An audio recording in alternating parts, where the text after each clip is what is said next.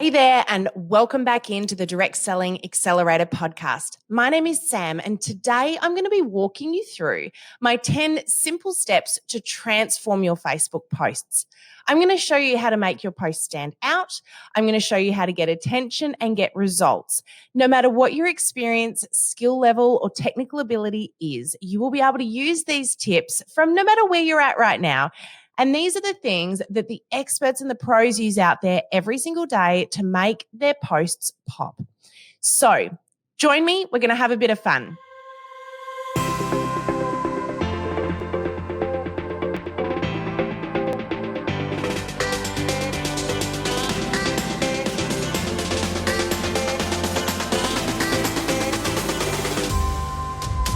Now, we're going to go through each step one by one today, but I'm also going to provide you guys at the end in the show notes with a link that you're going to be able to use to download a little summary of these.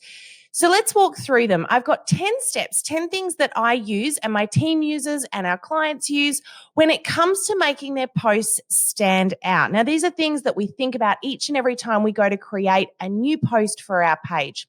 So let's start off with number one. Number one is to have purpose to your post. Now, this is important because a lot of us will post on our Facebook pages randomly. We do it because we're time poor. We do it sometimes because we don't have a strategy and we don't know what it is that we should be doing in order to achieve a great outcome or a result. So having purpose to your post is important. Now, this could be as simple as I just want to engage my fans and followers. Your purpose could be that you want to promote a certain product, service, business opportunity. The purpose could be that you're wanting to learn about your audience, or the purpose could be that you're wanting to inform and educate. But the question you should ask before you put every post out there is, what is my purpose? What do I want to achieve with this post? And how am I going to go about achieving it? The reason we need to do this is because a lot of us, when we're on the fly especially, will throw things out there just because we want to get content up. And it's actually more dangerous than not doing anything at all. The reason is that if someone goes to your page and you've got all of this random content out there that doesn't seem to make a whole lot of sense, it not only looks unprofessional, but it confuses your customer. So having a purpose to your post is key. Now, one of the things that I've spoken about before is planning out your week in a grid. Now, we've provided you guys previously, and certainly our Accelerator members have got access to a grid that you can download and you can fill in each week when you're planning your posts out. That way you can actually plan out, what is my strategy or the purpose of each post each day? What would I love to achieve this week with my posts? So that's number one. Have purpose to your post. What do you want to achieve with it? What are you trying to do? And what is the strategy you're going to use to do it? Doesn't mean it has to be complicated. Could be a simple image or a little video or a bit of text, but what are you trying to achieve with it? And do you feel confident that the post you're putting out there is going to help you achieve that rather than being something random just because? Number two is images. Great images are key to making your post pop. Now, there's a few things to keep in mind. We can use stock images. We can take images on our phones. We can use images from other people. But there's a few things that are really important to avoid. The first is taking images off Google Images. When we take an image off Google Images, and by that I mean, let's say I want to put up a picture of a puppy. So I go to Google, I type the word puppy in the search, I hit the images tab, I find a picture I like, I copy it and I paste it into my Facebook feed. There's a couple of things to keep in mind with this. Number one, that image doesn't belong to you. Technically, it's theft, and we can't use that image because it's somebody else's. The other problem with that is when you take an image off one website, you copy it and you paste it into another, you're actually reducing the quality of that image. So that's where often people that are doing this exercise, you'll see that the images on their page are pixelated and fuzzy. They might have edges cut off, and often they've got watermarks or brands on them for other businesses because that image didn't belong to them in the first place. So key here to make sure that we are getting images the right way. Now, there's a few ways you can do it. You can absolutely use stock images, and that's a great thing to do. There's some great stock image sites out there. But I really would love to push you towards taking your own images. If you guys have got a smartphone, which I'm sure almost everyone listening today does, then you've got an incredibly powerful camera sitting right there in your hands. This means utilize it. Get out there and play. And it doesn't matter whether you've got experience with taking photographs, have a play. You're only going to get better by practicing. So a couple of things to keep in mind. Number one, when you take images yourself, they're more relatable. It helps people to interact with you. It helps you make the products more real. And it also helps people to build that relationship with you, especially when you're in the odd photo here and there as well. Just keep in mind the key to making your photographs that you put up that you do take yourself look great is make sure you're cleaning that lens, consider your lighting, and just have a little check on your background. Make sure you don't have anything in the background that shouldn't be there or that you wouldn't be happy for the world to see. So just keep those things in mind. But images, great quality images, are really important to grabbing attention. And sometimes images that are a little bit left of center are a clever thing to use. It stops people in their tracks when they see something they don't expect to see. So just think outside the square. Don't do what everyone else is doing. Stand out and be yourself. All right. Number 3, and this one leads off the last one just a bit, human element. Now, something to keep in mind here is that images, our brain processes much faster than text. We're going to be talking about that very shortly. But human images that have got a picture of a hand or a foot or a face, help our brain relate to the image much better. Our subconscious brain helps to put ourselves into the position of what's going on in the photograph. It takes us to a place where we're actually able to relate to what is going on in the image. This means that we're able to feel more like we can relate to what's going on and almost bring in that third party element as well. So the reason having a human element in an image is it's less perfect usually, and it means that we can relate. So, if you are going to take a photograph of a plate of biscuits that you've just baked, instead of just taking a photograph of the plate, have a hand reaching into the plate or having someone holding one of the biscuits. I guarantee you will see a big difference when you do this. We actually tested this theory a few years ago. I was doing a little bit of social media work for a restaurant, and they wanted us to take a photograph of a special dish that the kitchen had produced to put up for their specials that day. But they wanted us to take a professional photograph like they did all of their others. They have a wine barrel that they put the dishes on top of, and they have a little glass of wine or something appropriate that will go with the dish. So in this case, we put the dish on the top of the wine barrel. We put a glass of wine with the dish, and we took the photograph. It was a beautiful photograph, looked great, and it matched all of their other branding that they've been doing. However, I decided to do something a little bit different. We popped that image up on a Wednesday lunchtime, which was their most popular time. The following week, I decided to do a repeat post, but when we took the original photograph, I took a second image. This time, I held the plate up just above the wine barrel. So we still had the same background. You could still see the glass of wine. The only difference was that you had my hand and forearm in the image. You couldn't see my face. It was literally a hand and a forearm. We put it up at exactly the same time the following week, but the post with the human element got 4 times the engagement, interaction, and reach than the one the week before, simply because we added a human element. It became relatable. So I can't stress how important incorporating a human element is. I actually had someone that did one of our trainings a few months ago, and she was about to put up a picture of a plate of brownies that afternoon. She was a Thermomix consultant. She was ready to pop it up, and she was super excited. It was the same sort of thing she'd been doing for ages, and it worked fairly well on her page. But she decided to test what I just showed her how to do. And so she took another photograph, but she got her husband to reach in as though he was about to grab one of the brownies off the plate. Again, the only thing that had changed was she had a hand in the photo. But that image got more interaction than any photo she'd put up in over 12 months. So it just goes to show that a human element actually has a really big impact on how much attention we pay to an image. So give it a go. If you haven't done it before, definitely incorporate a human element in one of your images and see how it rolls, particularly if you're one of those people that loves to take beautiful images of things. Add in a human element, see what happens. All right, moving on to number 4. Number 4 is text. Your text on Facebook is important. Something that you'll know that is that with Facebook, your text comes first, your image comes second, whereas with Instagram, it's image first, text second.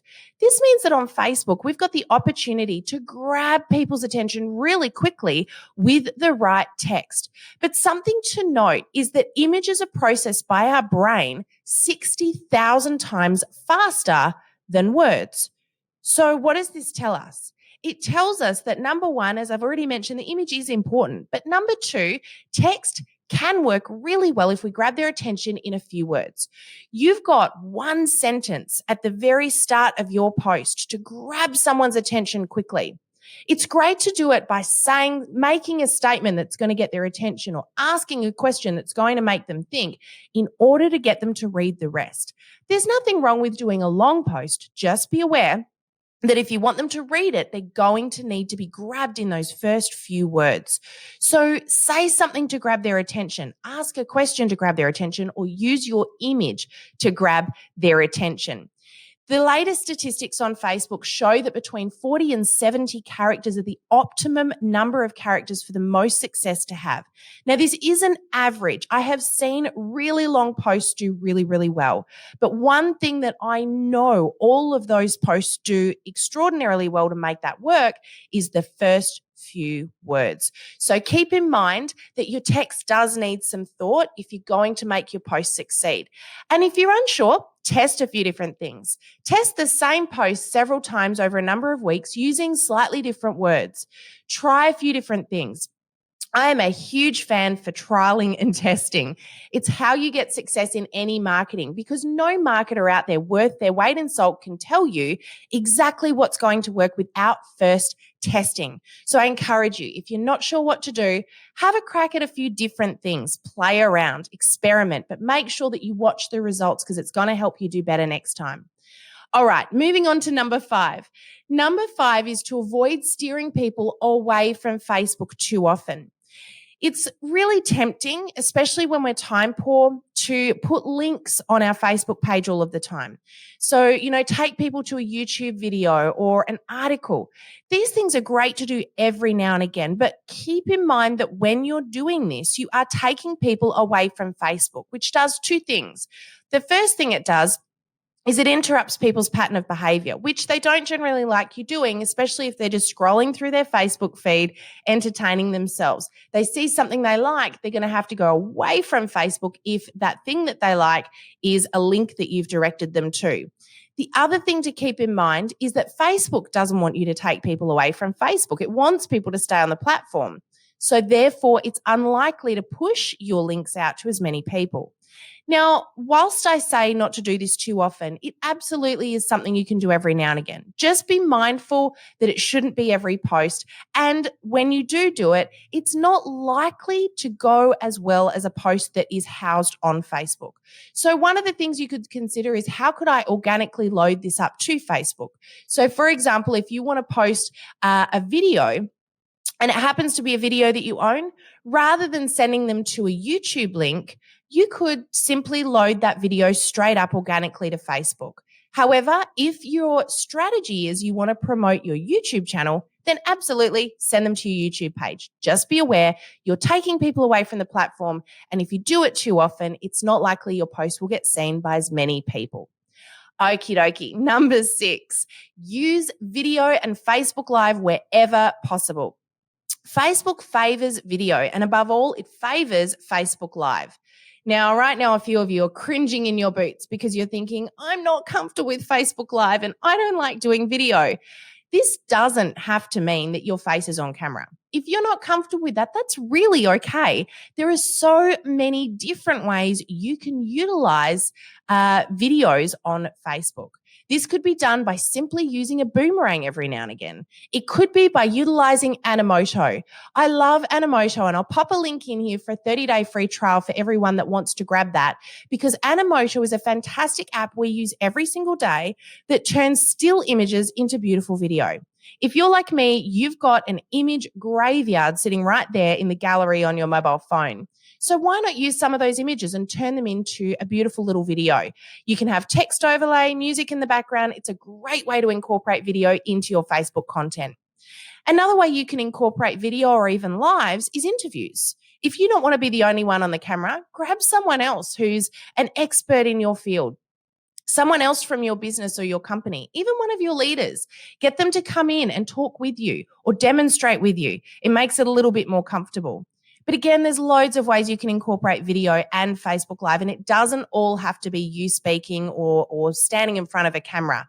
But keep in mind, video is going to get more interaction than still images, and definitely more than links. All right, tip number 7.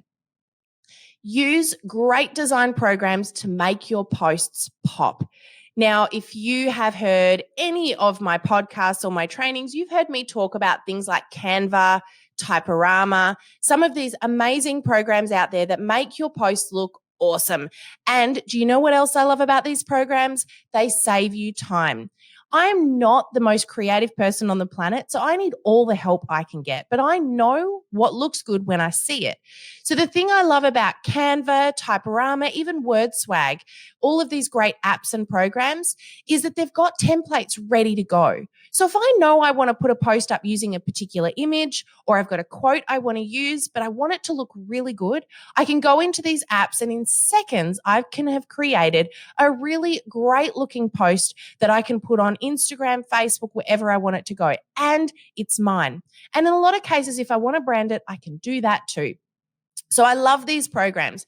Those 3 are my personal top favorites. And the thing I love about Canva in particular is the fact that you can use it on both a PC and your mobile device or your tablet, and they all talk to each other. So if I start creating a design on my PC and I run out of time and I get interrupted, then I can go onto my mobile phone when I get home and that design will still be sitting in there ready, waiting, and I can finish it off. So there's loads of really great things you can do with these programs. Get in there and have a bit of a play. It's a good way to make your post pop and stand out and do something that looks professional, beautiful, and particularly if you want to add any text on top of any images. Be very careful with text though. It can be addictive. You can get a little bit excited about over designing things. And I want to encourage you that although designing things to make them look beautiful, sometimes simple and rough is actually a lot better. Remember, it's more relatable. So if you're going to put text on top of images, don't do it every single time. I see a lot of pages where you're just scrolling through what appears to be the same thing again and again and again. Keep in mind that the more real you're being with your posting, the more people can feel like they can relate to you and interact with you. And remember, Facebook and Instagram, above all, you want to use it, particularly in the direct selling industry, as a way to build relationships. Help people connect with you and relate to you so you can have those meaningful conversations and get people to become your customers or your team. Okay, number 8. This one is so important if you want to grow your page and you want to build those relationships I was just talking about. Ask for engagement. The thing that we all get so wrong, particularly when we start Facebook, is that over the years, we've been so programmed into promoting. Marketing has always been about, I'm going to tell you what I want you to hear, and I'm going to get you to do what I want you to do. But the thing about Facebook is it is social media, and it's exactly that. It's social media. It's two-way marketing. This means that we don't just want to broadcast to people and tell them what we want them to hear. We also want them to interact back with us. So often people will come to me and say, Sam, no one is engaging with my posts. I'm not getting any comments or likes. And my question to them is, are you asking for them? Are you actually asking people to engage with you? Or are you just broadcasting and then wondering why no one's interacting? More often than not, they stop, they think about it and go, good point. Maybe I should start asking for engagement. This can be as simple as asking a question. What would you rather? If you could go anywhere in the world, where would you go? What product would you take with you if you had to go on a holiday and you could only take one beauty product for a week? What's your opinion on? So all of these questions are a great way for you to interact with people, but also learn about them. You could even ask them to comment with a GIF or comment with one word to describe. This could be to do with your business. It could be something completely different. So get a little bit creative in this space. One question I love to ask, and you guys can totally steal this one off me. If you're in the direct selling industry, you're selling a particular product, Ask the question, if I were to gift you $100 to spend on any product, what would you spend it on? This is a really great way to get people a little bit excited and having some fun, but also to find out what people on your page really care about and want to know more about as well. So it's a little bit of a loaded question. You can rework that in so many different ways, but have a bit of fun with it. Things as well like fill in the blanks or caption this photograph, or even giving people A, B, C, or D options, putting up 4 different images and asking people which one would they prefer. If you happen to be in with Thermomix, for example, you could put a post up of 4 differently designed kitchens and ask people which kitchen would they rather. Where would they rather go on holiday? 4 different pictures. This could be done, like I said, so many different ways. And I'm really just thinking up ideas off the cuff right now. So you can imagine if you stop and you sit down, you have a bit of a brainstorm about this, how much easier it will be to come up with some really clever ideas that you can use to ask for engagement.